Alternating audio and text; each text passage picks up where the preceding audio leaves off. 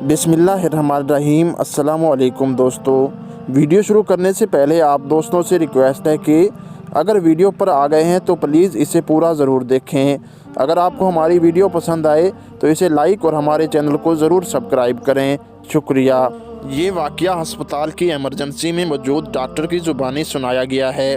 मैं एक डॉक्टर हूँ। कल मैं ड्यूटी पर मामूर थी। एक ख़ुदकशी का इमरजेंसी केस आ गया। ख़ुदकशी करने वाली लड़की का नाम सैमा था और मैंने अपने 8 साल कैरियर और गुजरी ज़िंदगी में पहली बार इतनी खूबसूरत लड़की देखी थी। मरीज़ा हालत बेहोशी में थी। उसको उठाकर अस्पताल पहुंचाने वाले उसके वालिदैन थे। वालिदैन भी माशाल्लाह बेहतरीन पर्सनैलिटी के मालिक थे, लेकिन उस वक्त बेटी के अमल ने उनकी हालत को काबिल रहम बना रखा था। पता नहीं क्यों मुझे लड़की पर प्यार और उसके वालिदैन की बेबसी देखकर बेइंतहा तरस आ रहा था। लड़की को ऑपरेशन थिएटर लाया गया। ऑपरेट करने के बाद उसे वार्ड में मुंतकिल कर दिया गया और वालिदैन को बता दिया गया था कि लड़की की हालत अब ख़तरे से बाहर है। लड़की की खैरियत का पता चलते ही लड़की का वालिद गुरबा में कुछ तकसीम करने के लिए निकल गया तो लड़की की माँ को मैंने अपने पास बुलवा लिया। मुख्तसरन लड़की की माँ ने जो कहानी सुनाई वो कुछ यूँ थी। लड़की का नाम सैमा है और सैमा ने टेक्सटाइल इंजीनियरिंग कर रखी है। पढ़ाई के बाद तमाम वालिदैन की तरह सैमा के वालिदैन की भी ख्वाहिश थी कि वो अपने घर की हो जाए, इसलिए उन्होंने सैमा से उसकी पसंद के मुतालिक पूछा तो सैमा ने मशरकी लड़कियों की तरह फ़ैसले का इख्तियार माँ बाप को दे दिया। वालिदैन ने सैमा के रिश्ते की बात चलाई तो सैमा को देखने के लिए एक फैमिली आई। लवाजमात और खिदमात से मुस्तफ़ीद होने के बाद कुछ औरतें सैमा को देखने के लिए उसके कमरे में आई। किसी ने सैमा को चलकर दिखाने की फरमाइश की, किसी ने बोलने की और किसी ने सैमा के हाथ की चाय पीने की फरमाइश की। उसके बाद इजाज़त लेकर चले गए और चंद दिन बाद बिना कोई बात बताए रिश्ते से इनकार कर दिया।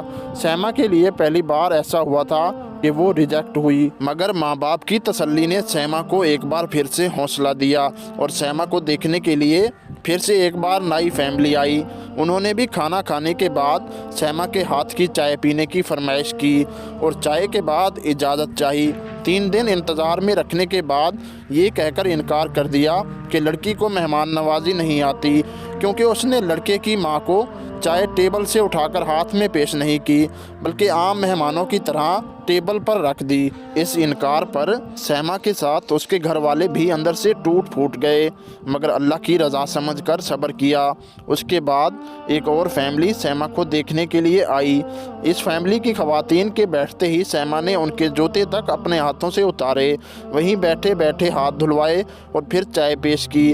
उस फैमिली ने एक हफ्ते बाद ये कहते हुए इनकार कर दिया कि आपकी बेटी पर जिन्नात का साया है, वरना कोई मेज़बान पहली बार घर आए मेहमान की इतनी खिदमत कहाँ करता है। पिछले 8 सालों में 100 से ज़ायद लोग रिश्ते देखने के लिए आए, मगर कोई ना कोई ऐब निकाल कर चले गए। कल एक फैमिली आई, उन्होंने बाकी हर लिहाज से लड़की को ठीक करार दिया, मगर ये कहते हुए इनकार कर दिया कि सैमा की उम्र अब बहुत ज़्यादा हो गई है और एहसान जताते हुए कहा कि अगर आप ज़्यादा मजबूर हैं तो हमारा 48 साल लड़का है, उसके लिए सैमा को कबूल करते हैं, उसकी अपनी दुकान है।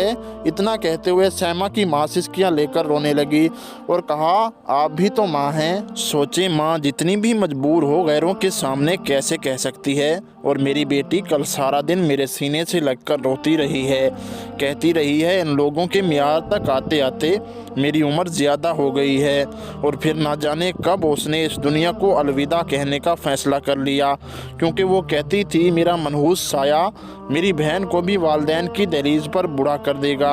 मैंने सैमा की वालदा को पानी पिलाया, इतने में उसका वालिद और पीछे वार्ड बॉय दाखिल हुआ और आकर बताया कि सैमा होश में आ गई है। सैमा की माँ बिजली की तेज़ी से वार्ड में पहुंची। सैमा का सर उठाकर बैठ गई। मैं और सैमा का वालिद कमरे में दाखिल हुए। सैमा माँ को छोड़कर बाप के गले लगी और सिसकते हुए कहा, पापा बेटियां बोझ होती हैं, पापा आपने क्यों बचाया मुझे मरने देते। मेरा मनहूस साया इस घर से निकलेगा तो गुड़िया की शादी होगी, नहीं तो वो भी आपकी दहलीज पर पड़ी पड़ी बूढ़ी हो जाएगी। सैमा का बाप चुपचाप आंसू बहा रहा था। जब मैंने हालात आउट ऑफ कंट्रोल होते देखे तो सैमा को सुकून आवर इंजेक्शन दे दिया और सैमा के वालिदैन को लेकर ऑफिस में आ गई। मैंने सैमा और उसकी छोटी बहन को अपने दोनों भाइयों के लिए मांग लिया और सैमा के वालिदैन की आंखें अचानक बरसने लगी, मगर इस बार आंसू खुशी के थे। मेरे दोनों भाई डॉक्टर हैं। मैंने उनको अपना फ़ैसला सुना दिया है और वो कबूल कर चुके हैं। आखिर में आप लोगों से इतना इल्तजा करती हूँ कि खुदारा किसी की बेटी को ऐसे रिजेक्ट ना किया करें। आप शादी किसी लड़की से कर रहे होते हो, हूर से नहीं। किसी की बेटी को रिजेक्ट करने से पहले उसकी जगह अपनी बेटी को रख कर सोचें। मैं दावा करती हूँ अगर ऐबों की बिना पर रिजेक्ट करना हो तो लड़कियों से ज़्यादा लड़के रिजेक्ट होंगे। मैं हाथ जोड़कर खुदा और रसूल का वास्ता देकर आपसे इल्तजा करती हूँ कि किसी को बिला वजह ऐब ज़दा कहकर रिजेक्ट ना किया करो। आपके निकाले गए ऐब और इनकार लड़कियों को कब्र में धकेल देते हैं।